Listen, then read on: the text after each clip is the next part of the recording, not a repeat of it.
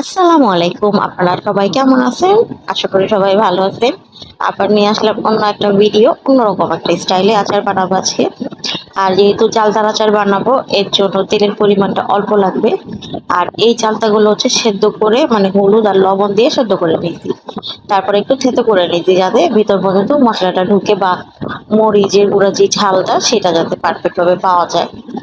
তো এটাকে সুন্দর মতো তেলের উপরে দিয়ে দিলাম, দিয়ে একটু নাড়াচাড়া করে নিচ্ছি। তারপরে দিতে হবে সরিষা বাটা।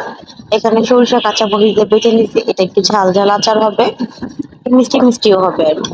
তারপরে যে আদা রসুন বাটা দিয়ে দিলাম, দেওয়ার পরে এটা একটু আবার নাড়াচাড়া করবো। যখন পুরোপুরি মিক্স হয়ে যাবে তখন এর মধ্যে অন্য অন্য জিনিসগুলো ব্যবহার করব, যেমন গুঁড়া মরিচ, হলুদ। একটু হলুদ হলুদ হলে ভালো হয় ব্যাপারটা। আর দিতে হবে লবণ। এখানে লবণটাও পরিমাণ মতো দিয়ে নিছি, যেহেতু চালতার আচারে লবণটাও কম লাগে অন্য সব আচারের তুলনায়। আর এটা একদম গাছ পাকা আচার, মানে চালতা ছিল আমাদের দোকানের পিছনের গাছ থেকে পাড়া হয়েছে। তো এখানে কোনো ভেজাল টেজাল নাই। তারপর এটার মধ্যে দিতে হবে অনেকগুলো কাঁচামরিচ বাটা। এখানে ক্যামেরা অল্প দেখা যাইতেছে বাট বেশি ছিল। আর নিয়ে নিছি একদম অরিজিনাল খেজুরের গুড়। এখানে চিনিটা দিব না, কিন্তু খেজুরের গুড়ের দেওয়াতে হয়তো বা কালারটা ভালো আসবে। এই চিন্তা করেই হচ্ছে খেজুরের গুড়টা দিতেছি। আর ঘরে যেহেতু অ্যাভেলেবেল আছে খেজুরের গুড়, এর জন্য। তো এই গুড়টা অনেক ভালো, চুলায় দেওয়ার সাথে সাথে একদম ম্যাশ হয়ে যায়। বেশি ঝামেলা নাই, গোটা গোটা ভাব হয় না। দেখেন এই যে একদম ম্যাশ হয়ে গেছে। অল্প শুধু একটু গরমের ভাব পাইলেই হয়েছে। তারপরে এটাকে ওইটার সাথে মিক্স করে নিব, দিতে জাল হাই স্পিডে আছে। তো এটাকে মোটামুটি ভালো মতো একটু নাড়াচাড়া করে নিতে হবে, যেহেতু পানি টানি না থাকে। আর এমনিও পানি ছিল না, চালতার যা পানি সেটা তো থেতো মানে থেতো করার সময় বের হয়ে গেছে। তো মোটামুটি ভালোই ছিল।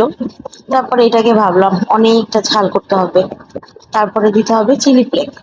তো এখানে শুকনা মরিচ হচ্ছে হালকা একটু ভেজে তারপর ব্লেন্ডার করে নিচ্ছি, একবার করে নিছি। হাত দিয়ে আর করার সময় পাইনি, কারণ হচ্ছে যদি জলাজলি করে হাতে, এর জন্য। তো এই যে এটা আমার পারফেক্ট আচার হয়ে গেছে প্রায়, মোটামুটি অনেকটা। তো এটাকে ভালো মতো নাড়াচাড়া করতে হবে অনেকক্ষণ ধরে। এটাকে ভালো মতো নাড়াচাড়া করলে এটা পারফেক্ট হবে। তো যখন দেখবো এটার পানিটা পুরোপুরি শুকিয়ে গেছে, এর মধ্যে দিতে হবে পাঁচফোড়ন।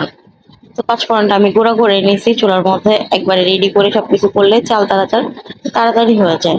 অনেকে আবার পাঁচফোড়নটা একদিন পরে দেয়, আমার কাছে মনে হইলো যে না, একবারই আচারটা হয়ে যাবে। আর কোনো ঝামেলা নাই, যেহেতু আমি এখনই খাওয়া শুরু করব, এর জন্য ইনস্ট্যান্ট করা আর কি। তো পাঁচফোড়ন দেওয়ার পর আচারে অনেক সুন্দর একটা গ্রান বের হয়ে গেছে।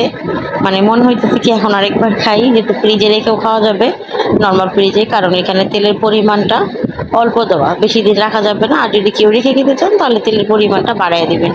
এই আচারটা সেম যে দোকানে রাস্তায় পাওয়া যায় সেই আচারের মতো টেস্ট। একদম মনে হয় কি ওনাদের থেকে কিনে নিয়ে আসছি।